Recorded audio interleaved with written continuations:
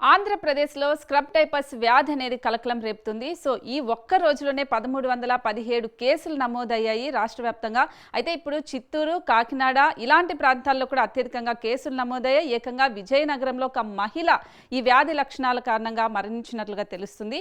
అయితే అసలు ఇది నిజంగానే అంత ప్రాణాంతకమా? సో ఒకవేళ కరోనాని దాటి కేసులు ఒకవేళ వెళ్తే ఇది అంత సివియర్గా ఉండే అవకాశం ఉంటుందా? అంటే లక్షణాలు ఎలా ఉంటాయి, దీనికి ట్రీట్మెంట్ ఎలా ఉంటుంది, వీటన్నింటి గురించి కూడా డాక్టర్ గారిని అడిగి తెలుసుకుందాం. డాక్టర్ మురళీకృష్ణ గారు జూమ్ లైవ్లో అందుబాటులో ఉంటారు. హాయ్ సార్, నమస్తే అండి. నమస్తే అండి. నేను doctor Yanamadala Muralikrishna, Kakinada. Yes sir, నమస్తే అండి. సాంక్రమిక వ్యాధుల నిపుణుడిని. Yes sir, yes sir. So అంటే విజయనగరంలో ఒక మహిళ ఈ వ్యాధి లక్షణాల కారణంగా చనిపోయారు కదా. సో నిజంగానే అంత సివియర్గా ఇది ఉంటుందంటారా?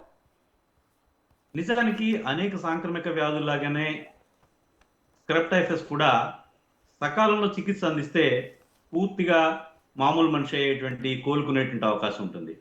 అయితే అరుదుగా ఇట్లా దీర్ఘకాలం క్రానిక్ అయిపోయి ఈ దీర్ఘకాలం పాటు ఈ జబ్బుతో బాధపడి ఆర్గాన్ ఫెయిల్యూర్స్ అంటాం, ఏదైతే మనం అక్యూట్ కిడ్నీ ఇంజరీ అంటాం, కిడ్నీలు మూత్రపిండాలు పాడవటం, అట్లానే ఊపిరితిత్తులకి సోకితే న్యూమోనియా లక్షణాలు, అట్లానే మెదడుకు గనక చేరితే మెనింజైటిస్ లక్షణాలు వచ్చి ఆ లక్షణాలతో చనిపోయేటువంటి అవకాశం అరుదుగా జరుగుతూ ఉంటుంది.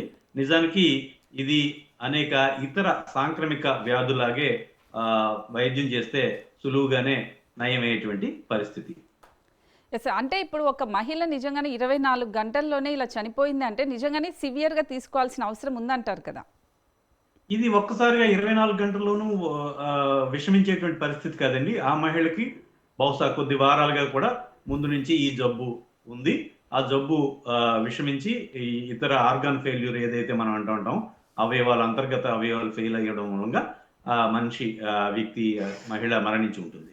ఓకే, అంటే ఇప్పుడు ప్రాథమికంగా దీనికి స్క్రబ్ టైపస్ అనే ఒక నేమ్ని కూడా నామకరణం చేసినట్లు తెలుస్తుంది. అంటే నిజంగానే ఈ పేరు అంటే ఆ కీటకం కుట్టడం వల్ల ఈ వ్యాధికి పేరు ఇలా వచ్చిందా, లేకపోతే ఏంటి సార్? అంటే దీని గురించి చెప్తారా? ఇది స్క్రబ్ టైఫస్ అనేటువంటిది కొత్త జబ్బు కాదండి, ఇది పాత జబ్బే. ఈ స్క్రబ్ టైఫస్ అనేటువంటిది ఓరియంటో టుషుగాముషి అనేటువంటి ఒక అంతర కణజీవి, ఏదైతే కణాల్లో తెల్ల రక్త కణాల్లో కొన్నింట్లో వాటిలో అంతర్గతంగా చేరి జబ్బును కలుగజేసేటువంటి క్రిమి. అది చాలా దీర్ఘకాలంగానే ఉంది. ఇది ప్రధానంగా స్క్రబ్స్ అంటే మనం ఏవైతే పొదలు అవి అంటూ ఉంటామో వాటిలోని, లేకపోతే అడవులు, లేకపోతే గడ్డి, ఇలాంటి వాటిలో పెరిగేటువంటి ఒక నల్లి యొక్క లార్వా దశ చిగ్గర్స్ అంటూ ఉంటాం. అవి కుట్టడం వల్ల ఇది వచ్చేటువంటి జబ్బు ఉంటుంది. సాధారణంగా వ్యాధి నిరోధక శక్తి బాగానే ఉన్న వాళ్ళకి ఇది తగ్గిపోతూ ఉంటాయి.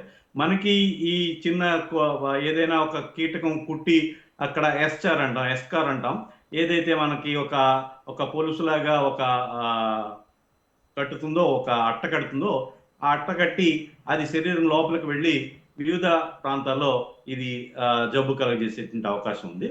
సో ఇది పాత జబ్బే, కొన్ని వేల సంవత్సరాలుగా ఇది మానవాళికి ఒక సమస్య కలిగిస్తుంది. ఈ స్క్రబ్ అనేటువంటిది మనం ముందుగా చెప్పుకున్నట్టుగా ఒక పొదల్లోంచో, లేకపోతే ఈ మొక్కల్లోంచో, లేకపోతే ఈ గడ్డిలోంచో ఇట్లాంటి చోట్ల వచ్చేటువంటిది, అలాగే పార్కులు అలాంటి చోట్ల వచ్చేటువంటిది.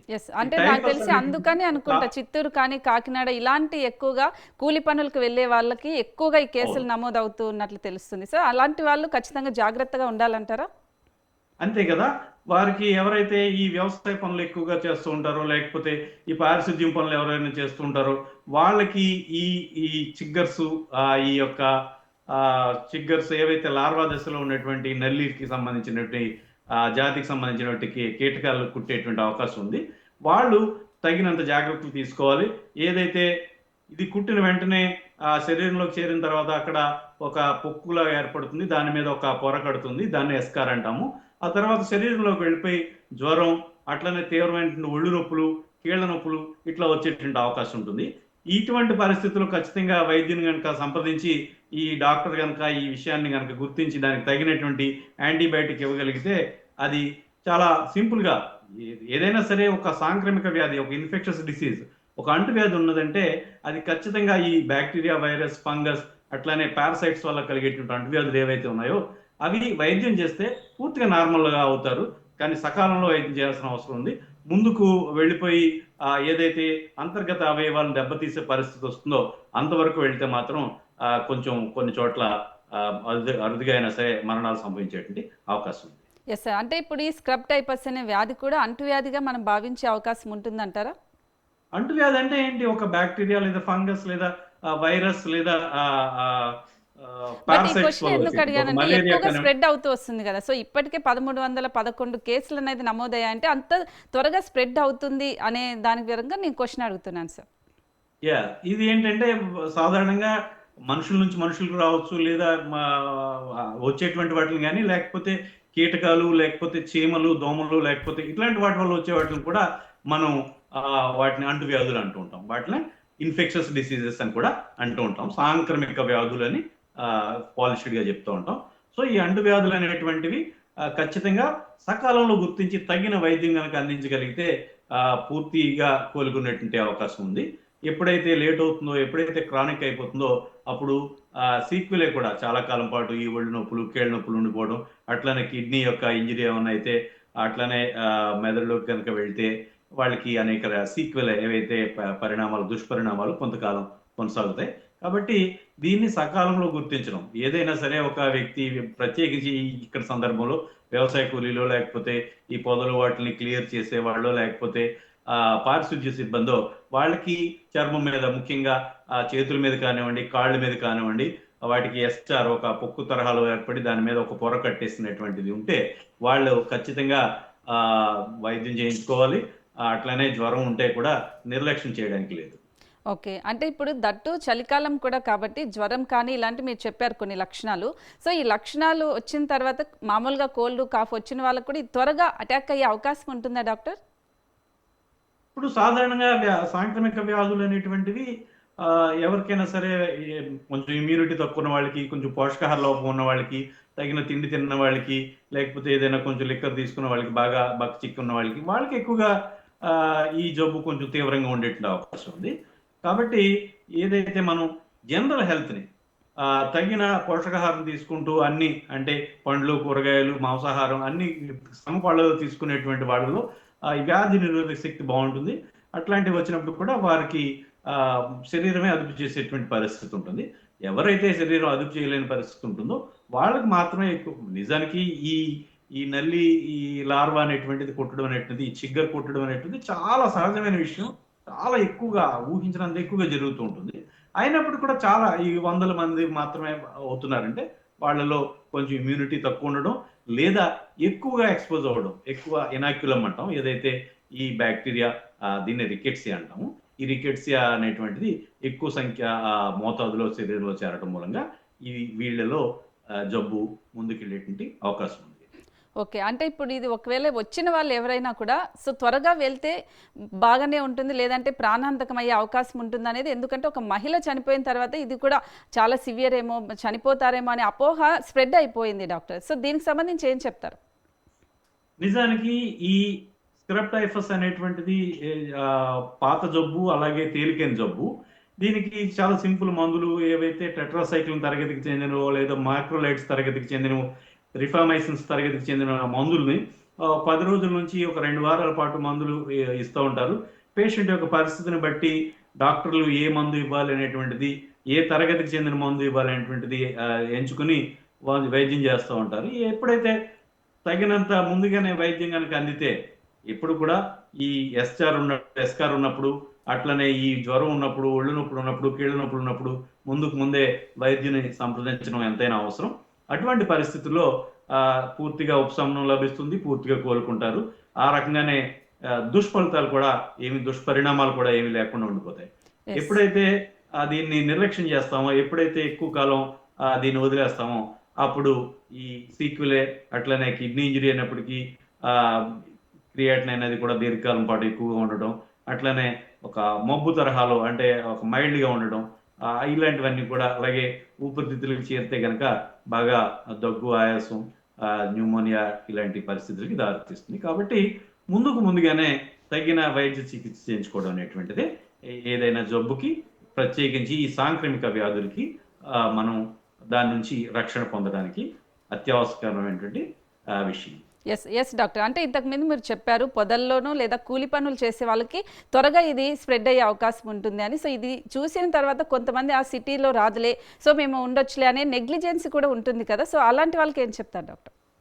సిటీల్లో పార్కులు ఉన్నాయి కదా, అట్లానే మన ప్రతి ఒక్కళ్ళు కూడా చిన్నదో పెద్దదో ఒక పెరడు పెంచుతూ ఉంటారు. అట్లానే ఏవో ఒకటి ఉంటా ఉంటాయి. సో దీని నుంచి ఎవరు కూడా అతీతులు కారు.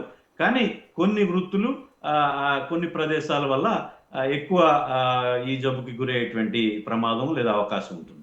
ఓకే. అంటే ఫైనల్‌గా చెప్పండి డాక్టర్. సో ఇది ఒక్కసారి స్ప్రెడ్ అయ్యి ఒక మనిషి చనిపోయిన తర్వాత నిజంగానే ప్రాణాంతకం, అమ్మో మళ్ళీ కరోనా లాగా వైరస్ అనేది స్ప్రెడ్ అయిపోతుంది, ఇప్పుడు ఆంధ్రాలో వచ్చింది మళ్ళీ తెలంగాణలో వస్తుంది అనే భయం వస్తుంది కదా, సో ఒక డాక్టర్‌గా మీరు ఏం చెప్తారు?